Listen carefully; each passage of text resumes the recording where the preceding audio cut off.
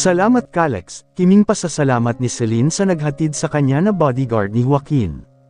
Welcome ma'am, tugon nito. Ngumiti siya rito. Kung siguro dalaga pa lang siya ay magka-crush siya kay Calex. He was super handsome bodyguard, indeed. Matangos ang ilong nito at mapupula ang mga labi. Lalaking lalaki ang guhit ng panga. Maputi rin ang balat nito. Kung tutuusin mas bagay rito ang magmodelo kaysa ang maging bodyguard dahil matangkad ito at maganda ang tindig. Sige po, ma'am. Pasok na po kayo. Nandito lang po ako sa tabi-tabi kapag may kailangan kayo. He smiled at her reassuringly. Okay, ani at pumasok na nga. Madaling isinara ang pinto at baka saan pa mapunta ang paghanga niya kay Calex. Hindi siya taksil na babae. Marunong lang talaga siyang mag-appreciate ng tao. Isa pa ay ang gentleman kasi ni Calex, hindi katulad ng amo nitong tipaklong. Napaingo siya nang maalala niya ang asawa. Imagine iniwan na lang siya sa may restaurant. Ano naman kung ihatid siya saglit dito sa penthouse, di ba? CEO naman ito ng Regal Empire, ano naman yung ilang sandali na mawala ito sa office, di ba? Nakasiring ang mga matang tinungo niya ang living room. Busangot ang kanyang mukha na umupo sa letrang C na sofa. Ano ngayon ang gagawin niya? Tutunganga. Pinalubo niya ang bibig pero pinakawalan din ang hangin. Bumagsak ang mga balikat niya. Hindi pa man siya nagtatagal sa penthouse ay boring na siya agad. Magkita na lang tayo doon mamaya sa dinner, hanggang sa naalala niyang sabi sa kanya ng asawa kanina bago siya nito kinintalan ng halik. Kinikilig na hinawakan niya ang kanyang mga labi. Inalala na rin niya kung gaano kalambot at kabango ang mga labi ni Joaquin. Halik pa lang ang natatamasa niya sa kanyang asawa pero apektado na hindi lang puso niya pero pati na atay, balun-balunan, at esophagus niya what if kaya kung ipisa na siya nito sa kama. Sa puntong iyon ay nakagat niya ang kanyang hintuturo. Nag-imagine siya ng malazwa. Hinuhubaran daw siya ni Joaquin habang pino ang paghalik nito sa kanyang balikat, leeg, at likod. Ay, tipaklong. Subalit naputol din agad dahil biglang tumunog ang door intercom sa may pinto. May tao, napalingon siya sa bandang pinto at nakiramdam. Pero nang pumasok sa isip niya na baka si Joaquin yun ay madali siyang tumayo. Hindi ako natiis ng tipaklong. Excited niyang sabi sa sarili. Tita Mildred, puno ng pagkasorpresang naibulalas nga lang niya nang biglang pasok ang tiyahin ni Joaquin sa binuksan niyang pinto. Ang inasahan niyang si Joaquin na ang dumating ay isang malaking pagkakamali, dahil ang Bruhilda ang dumating pala. Laking pagsisisi niya tuloy na hindi muna niya sinilip ang door intercom. Oo ako nga, why? Are you expecting visitors? May halong panunuya ang tinig ng Bruhilda. Nako wala naman po, akala ko lang po ay si Joaquin, matapat na sabi niya. Ngiting-ngiti.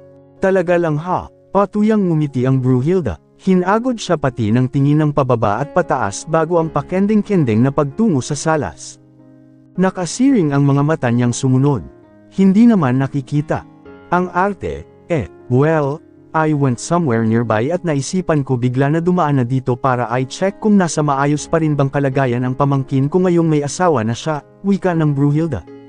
Hostility in her voice. Ayos lang naman po siya, Tita Mildred. Kasama ko siya kanina na nag-lunch, pero bumalik din agad sa office pagkatapos, mabait pa rin na sabi niya.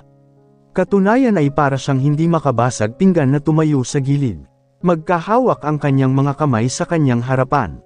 Hanggat kaya niya ay pakikisamahan niya ang pamilya ni Joaquin. Kahit mura-murahin siya o talampakan ang pagkatao niya ay sisikmurain niya. Huwag lang sana siyang kakantihin at lalaban talaga siya. Hindi na uso ngayon ang martir no aba. Ayos lang naman. Ulit ni Mildred sa patuyang tono kasabay ng pagtikwas ng isang kilay nito, di kawasa ay napangising malademonyo. You've got to be kidding. Tell me, sinong tao sa tingin mo ang maayos ang kalagayan kung hindi ang mahal mong babae ang napakasalan mo? Kumunot ang noo ni Celine. Mabuti na lamang ay naplatsa rin niya bago makita ng Bruhilda. Alam mo ang sinasabi ko, hindi ba? Surely you must know Erica de la Roca, right? The woman Joaquin should have married because she's supposedly the one he truly loves. Sa kabila ng pang-insulto sa kanya nito ay ibinuntong hininga lamang niya ang lahat. Sa halip na mataranta ay pinilit pa rin niyang ngumiti. Hindi ko nga rin po alam. Hindi nga rin po ako sana naniniwala sa love at first sight, pero mukhang ganoon nga po ang nangyari sa amin ni Joaquin. Panipi. Kitang-kita ni Celine ang pagdilim lalo ng ekspresyon ng mukha ng kausap. Tumiim ang mga bagarig na tinitigan siya na tila tinatansya. Saglit lang po at ikukuha ko po kayo ng maiinom at mamimerienda. Hindi na niya hinintay na muli pa itong magsalita. Tumalikod na siya at naglakad patungong kusina. Walang hiyakang babae ka. Panipi, lubha nga lang niyang ikinabigla ang paghablot ng molditang babae sa kanyang braso bago niya marating ang entrada patungong kitchen. Napapihit siya paarap at gusto niyang mapaiyak sa higpit ng pagkakahawak nito sa braso niya.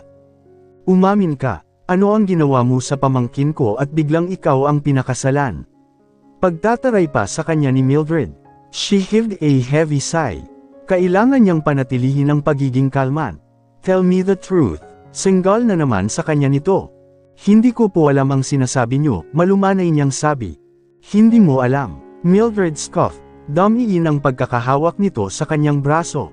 Hindi ako tanga para hindi ko ma-sense na isa kang gold digger na babae. Alam po ni Joaquin na mali ang paratang niyo. Alam po niya na kahit mahirap lang ako ay hindi ko pag-iinteresan ang pera niya, pagtatanggol na niya sa kanyang sarili. Her eyes never blinking. Ipinakita niyang totoo siya sa mga sinabi. I don't believe you. Giit pa rin ng Bruhilda. Tita Mildred, let go of Celine. Nang bigla ay entry ni Jasper, kasama nito si Calex na siyang malamang nagbukas ng pinto para rito. Binitawan naman siya ni Mildred. We're not done yet. I won't stop until I expose your true colors, at matalim na pagwawakas nito bago tumalikod at nagtuloy-tuloy na ng alis. Ni hindi nag-abalang tapunan ng tingin si Jasper. Nakita niyang sinundan ito ni Calex. Malamang para ay escort palabas ng Gazar Palace. Siyempre kahit Bruhilda si Mildred ay VIP pa rin ito sa lugar. Ayos ka lang, Celine. Hindi rin naman ito pinansin ni Jasper, sa halip mabilis siya nitong dinaluhan. Sinuri siya kung nasaktan ba siya ng moldito nilang tiyahin. Tumingin lang siya rito. Are you alright? Amused nitong pag-ulit. Wala sa loob na tumanggaw siya. Pinilit na ngumiti. Ano ang ginawa sa iyo ni Tita Mildred? Did she hurt you? Panipi. Isang iling ang isinagot niya. Medyo masakit ang braso niyang hinawakan ni Mildred, pero hindi na niya yung kinonsider na pananakit. Mabuti naman. Anong ginagawa niya rito? Tanong pa ni Jasper. Ano, dumadalaw lang siya, yutil niyang sagot. Bakit parang galit siya sa you? Panipi, malungkot siyang ngumiti. Alam mo naman ang tita niyo na iyon. Mainit ang dugo sa akin una pa lang. Parang sinusumpong ng menopause kapag nakikita ako, parang loka niyang sinabi. At huli na para bawiin. Nakangiwing itinakip na lang niya ang isang palad sa mga pasaway na bibig. Kapag siya isinumbong ni Jasper, lagot na talaga siya sa Bruhilda. A slow smile spread across Jasper's face. Mas maganda ka kasi kaysa sa kanya kaya mainit ang ulo sa iyo, tapos ay biro rin itong sabi. Sa unay napatanga siya sa gwapo nitong mukha hanggang sa lumapad ang ngiti niya. Ang ikinabahala niyang baka isumbong siya ng binata ay unti-unting natunaw. Kung sa bagay, wala naman yatang kampi sa Mildred na leon dahil sa ugali nitong napakasama. Halika, umupo ka. Nang hihikayat na hinawakan siya ni Jasper sa baywang. Nagpatianod naman siya, mag-isa ka lang. Wala si Joaquin. Pumasok siya agad sa Regal Empire kahit kakakasal niyo lang kahapon. Paunang topic ni Jasper sa magiging usapan nila. Oo, madami raw siyang pipirmahang papeles, pagtatakip niya sa asawa. Pasensya ka na sa pinsan ko. Ganoon talaga Leon, sorbang workaholic. He's excessively fixated on the Regal Empire. It's as if there's always someone eyeing for his position as CEO. Ang lalim ng English ng kausap kaya mas hanga na naman siya. Gayunman, naunawaan naman niya kahit paano. It's nothing. Forget about it. Mas ngumiti si Jasper. Ang mabuti pa ay magpahinga ka na.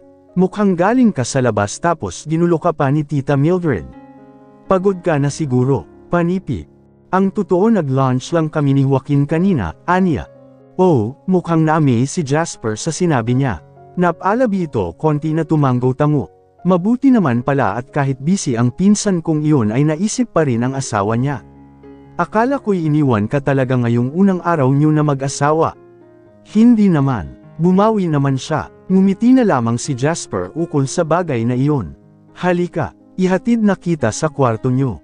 Panipi. Ha, nako, hindi na. Kaya ko namang magpunta sa...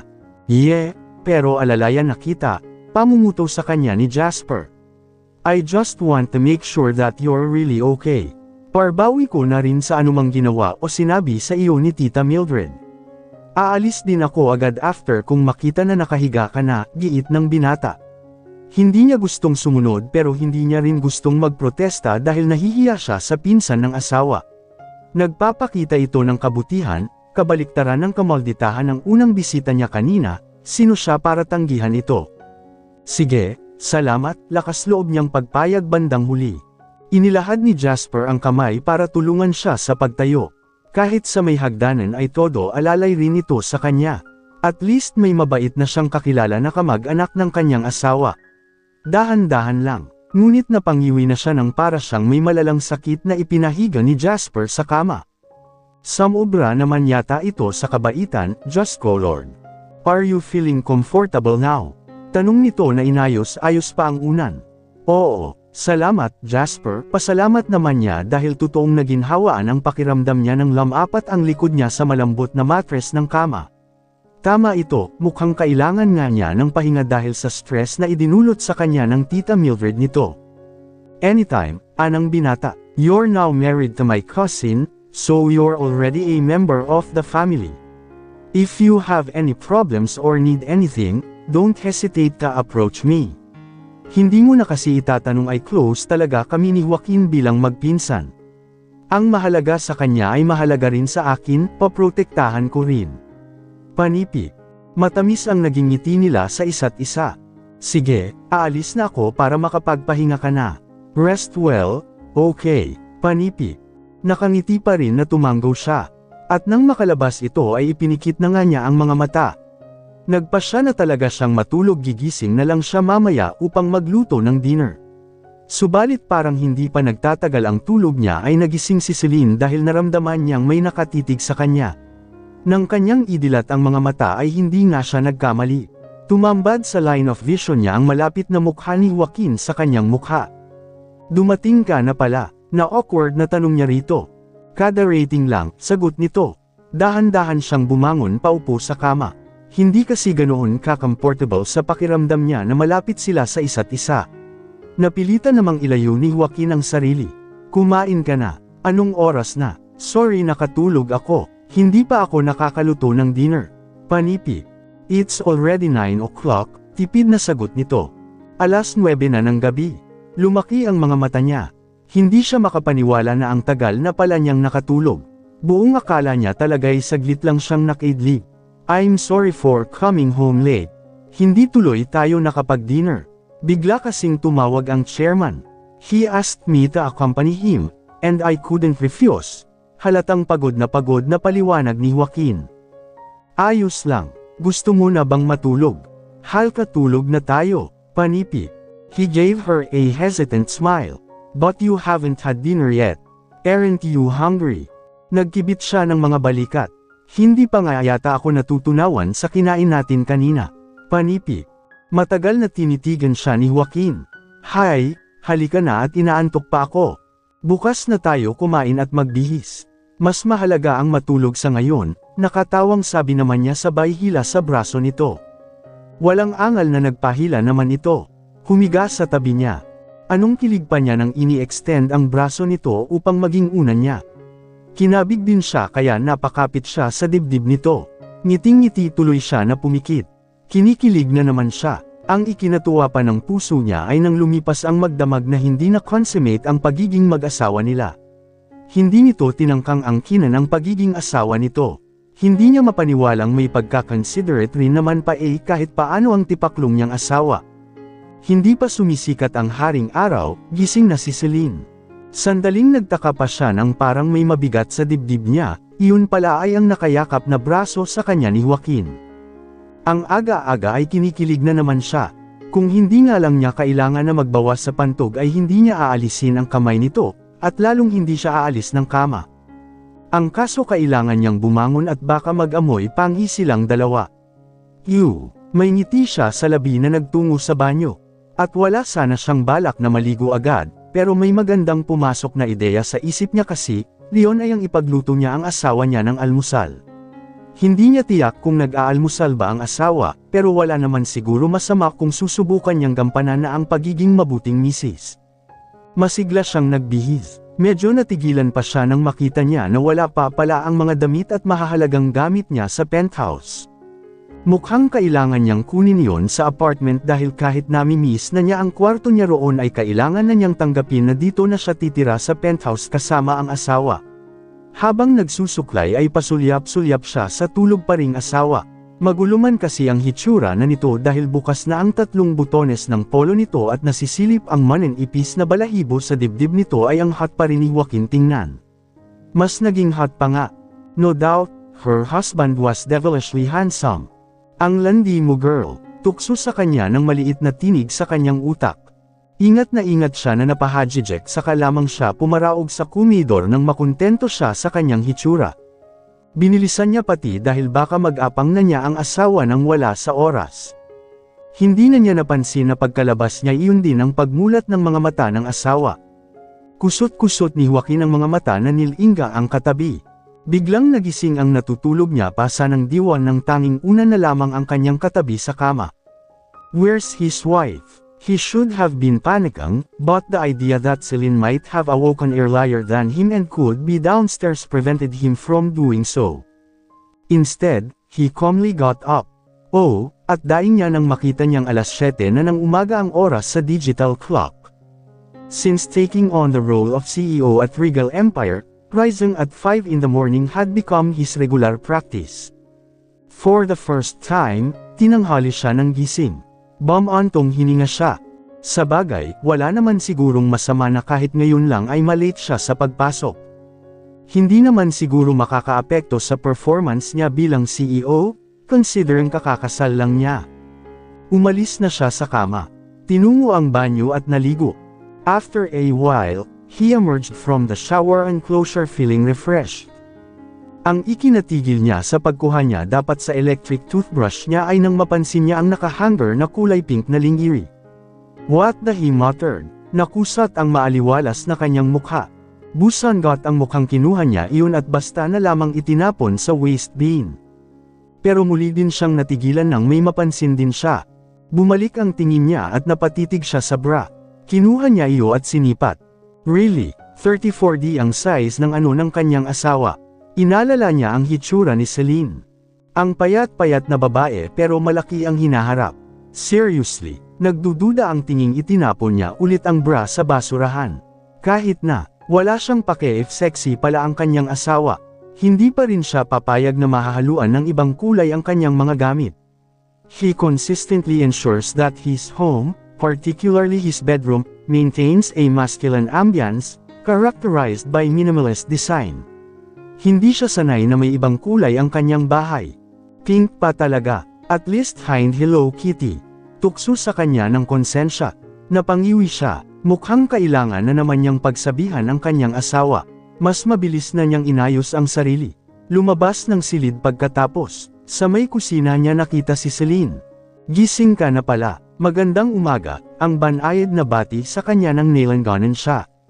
Gutom ka na ba? Hindi pa ako nakakaluto, panipi. Hindi pa naman, okay lang kahit kape muna, tugon niya habang nauupo sa silyang hinayla. Ang intensyon niyang pangaralan ito na huwag pakalat-kalat ang mga pink nitong gamit ay hindi na niya inisatinig. Siguro naman oras na makita ni Celine na nasa basurahan ang mga bra at panty nito ay may isip na nito ang bawal at hindi pwede sa kanyang pamamahay. Heto po ang kape nyo. Magiliw na inilapag ni Celine ang kape sa kanyang harapan. Ngiting-ngiti na naman. Enjoy your coffee habang nagluluto ako, okay? Panipi.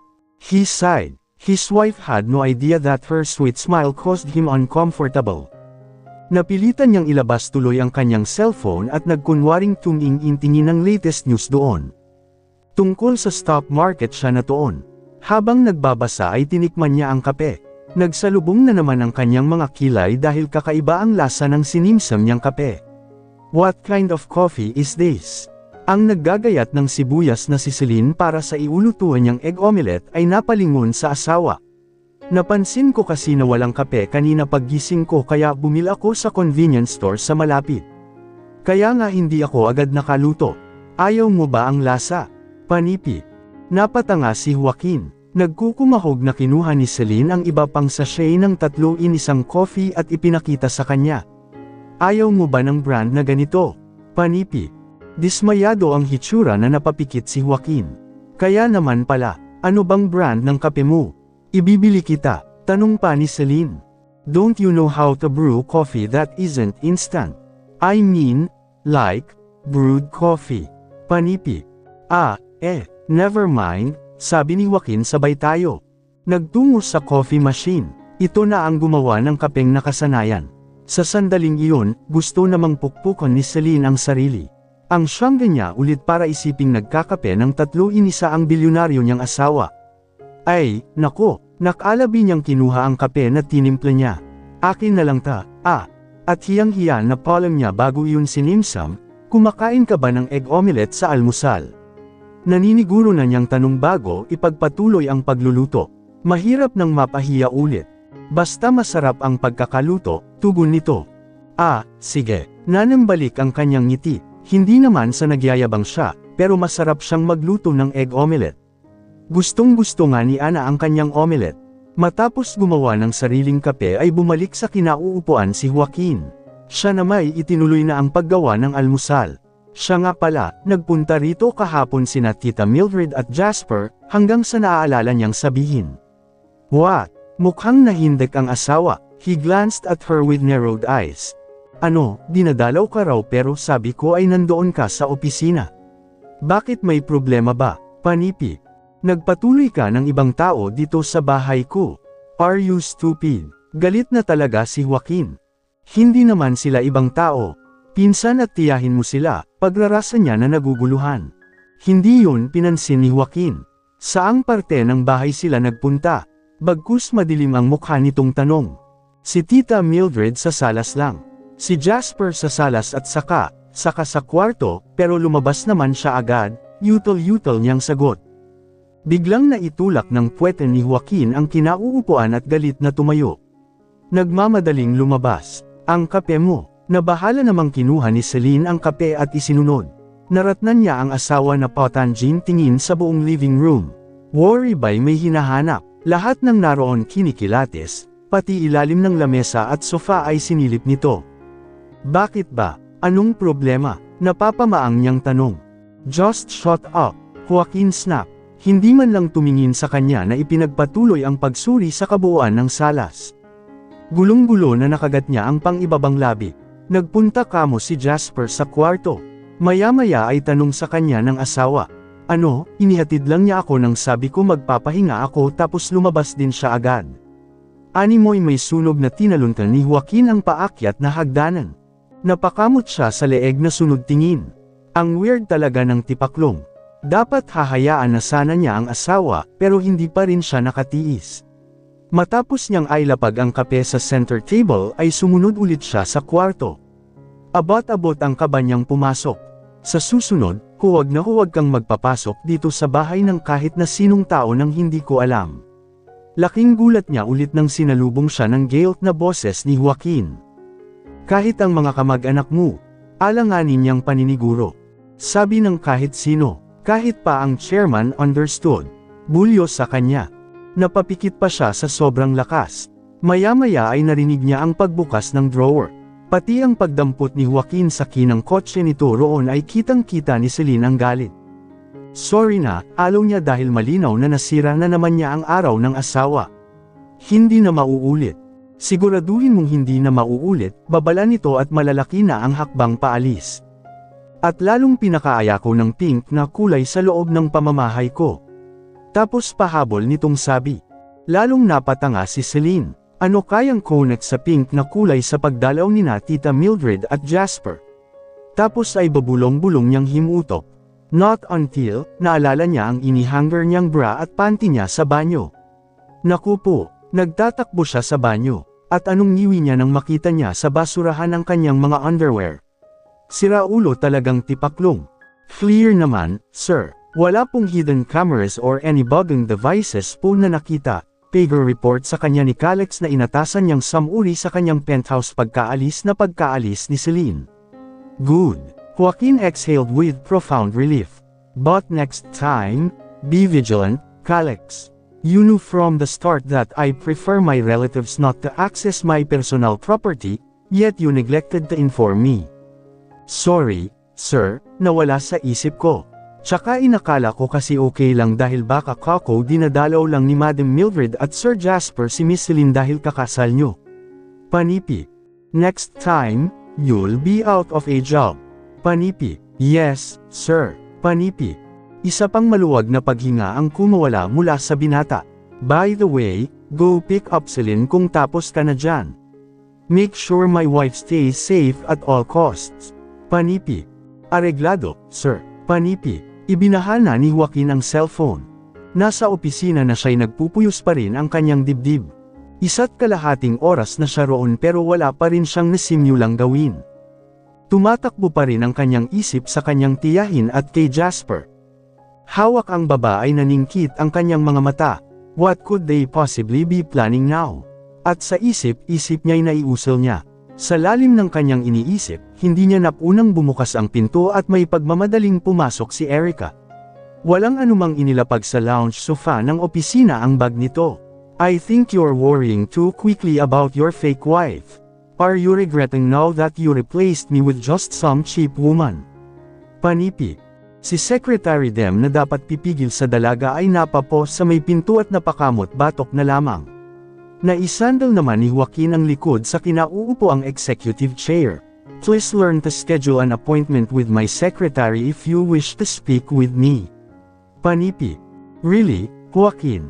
Angle ni Erica na huminto sa harapan ng desk niya. Matalim na huminga at ipinagkurus ang mga braso sa dibdib.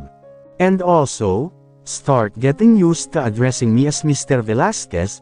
Nakalas ang pagkaka-cross arms ni Erica at naging mahalisak ang magandang mukha nito na napadukwang sa desk. I still consider myself your girlfriend, Joaquin, and you can't do anything about it. Hindi nagkomento si Joaquin, sa halip lumayo siya at ibinulons ang suit. Walang naging problema kahit nakapambahay pa siyang papasok sa opisina. Marami siyang spare suit sa hidden room ng kanyang office. I have to leave. I still need to pick up my wife. Whatever your purpose for coming here, you can relay it to Secretary Dem. Akma na siyang aalis subalit na hawakan siya ni Erica sa bisig. Ano ba Joaquin? Hinayla siya nito. What the hell is your problem? Ikaw ang dapat kong tinatanong yan, Erica. Ano pa ba ang problema mo? As far as I recall, our relationship ended up when you rejected my proposal. Bakit ngayon ay parang aso ka na habol ng habol sa akin? Mula sa makinis at puting-puti ay naging pulang-pula ang mukha ni Erica. Napahiya itong dahan-dahan na binitawan ang braso ni Joaquin. Ngumiti si Joaquin kasabay ng prenteng pagsuksok ng mga kamay sa harapang bulsa ng trousers. Tapos ay bamantong hininga na sumeryoso rin naman agad. I'm sorry, pero may asawa na ako, Erica. Hindi na tama ang bigla ka nalang susulpat mula sa kung saan, lalo na kung balak mo lang manggulo. Kung noong kasal namin ni Celine ay inunawa kita, this time or next time I won't tolerate your bratty behavior anymore. Watch your words and actions, particularly towards my wife, if you wish to avoid future regrets. Ano ba ang nakita mo sa babaeng Kiri na iyon at nagkakaganyan ka na? Nothing, but now that she's my wife, it's my responsibility to protect her from anyone who wants to harm her, even if it costs my life.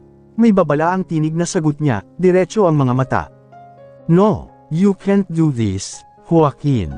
Ako ang mahal mo, ako lang. Kumilos si Erica. She kissed him fully on the lips. Sinubukan siyang akitin. Gayunman, hindi siya tumugon o tuminag. Joaquin. Napahiya tuloy ulit na napatigil si Erica sa pang-aakit sa kanya. Naiiyak na tinitigan siya. Kung meron mang magpapainit sa akin ngayon, iyon ay ang asawa ko na lamang, Erica. Walang emosyong inalis ni Joaquin ang mga braso ng dalaga sa leeg niya. Sorry, but I really have to go. Hinihintay na ako ni Celine. Ang mga mata ni Erica nang iniwan niya ito ay animoy naglalabas ng apoy. Joaquin, maya-maya ay humihingal nitong sigaw. Paalisan mo na ang babaeng iyan, and never allow her to enter my office ever again, sabi naman ni Joaquin sa nadaanang si Secretary Dem sa may labas ng pinto ng kanyang opisina. Noted with thanks, sir, ngiting-ngiti na sagot ng sekretaryo. Palibhasa ay noon pa ito hindi boto kay Erica, pero aalis kayo, sir. Sumunod ito sa amo. How about strategic planning meeting at? Cancel all my appointments for today. Celine will be moving her belongings to the penthouse today, and I need to help her. Mabilis na pamumutol dito ni Joaquin sa sasabihin nito. Nakarating na silang mag-amo sa private elevator kaya napatigil na si Secretary Dem sa pagsunod sa kanya. Siya naman ay pumasok. And if the chairman asks for me, just tell him that I went on an urgent matter, bilin niya pa rito bago pinindot ang elevator upang magsara. Rest assured, sir, sagot naman ng maaasahan niyang secretary. Na talagang maasahan dahil nang sumulpot na naman si Erica upang sumabay sana sa kanya ay hinaranggan nito. Get out of my way. Mas nanggigil tuloy ang dalaga. Hayaan niyo na si Sir, Miss Erica. Iniharang nito ang sarili kahit nang sabunutin ito ni Erica. Napapailing na lang si Joaquin. Joaquin, mamayang gabi na ang flight ko papuntang Paris. I'll wait for you there. I know, ako pa rin ang mahal mo at hindi ang babaeng cheap na iyon. Habol na sabi sa kanya ni Erica nang magsara na ang pinto ng elevator. Joaquin sighed, isang mapaklang ngiti ang pinakawalan niya nang wala nang nakakakita sa kanya. Samantala inis naman si Celine sa pagtanggal na naman ng mga decolor na damit niya sa malita niya. Paano'y kapag ilalagay niya ang mga pink na damit niya ay naalala niya si Joaquin. Naalala niya ang pagtatapon ng magaling niyang asawa sa pink na brat panty niya. Anong klaseng bahay ang may batas na bawal ang pink? Himutok na naman niya. Kung nasa harapan nga niya ngayon siguro si Joaquin ay sinakal na niya ito gamit ang mga paborito niyang damit na mga kulay pink. Kabuwisit, Hoy, ate, nababaliw ka na ba ha, at pati damit mo inaaway mo. Sites sa kanya ng bagong dating na kapatid. Dala-dala ang kape. Ngayon pa lang nagkakape dahil inumaga na ng uwi dahil kinuha raw nito ang night shift sa pinapasukang convenience store. Sayang daw, napalatak siya't busanggat ang mukhang umupo sa gilid ng kama. Kay taas-taas din ang kanyang ginawang paghalo-kip-kip. Kasi naman, mababaliw ako sa Joaquin na iyon, Bakit? Anong ginawa sa iyo ng CEO mong asawa? Yuzisa ng kapatid. Isinandal ang sarili sa hamba ng pinto habang ini-enjoy nito ang kape. Pagtingin niya rito ay lalong umasim ang mukha niya dahil sa pagkaalala niyang pati ang kape na nag-effort niyang tinimpla ay inayawan ng asungot na tipaklong niyang asawa. Alam mo bang hindi pala nagkakape ng 3-1 ang mayaman? Aniya, oo naman, simpleng sagot ni Ana. Napamaang siya. Alam mo, panipi. Kasi syempre brewed coffee ang nakasanayan nilang inumin. Mga espresso coffee, katulad na lang ng macchiato, cappuccino at... Tama na. Pahiyaw niyang pamumutol sa sinasabi ng kapatid. Itinapik pa niya ang mga kamay niya sa kanyang magkabilang tainga na parang masakit sa kanyang eardrums ang pinagsasabi nito. Napapahiya siya lalo, Problema mo, asungot sa kanya ni Ana. Sinama na siya ng tingin. Ako na ang siyangga sa kape.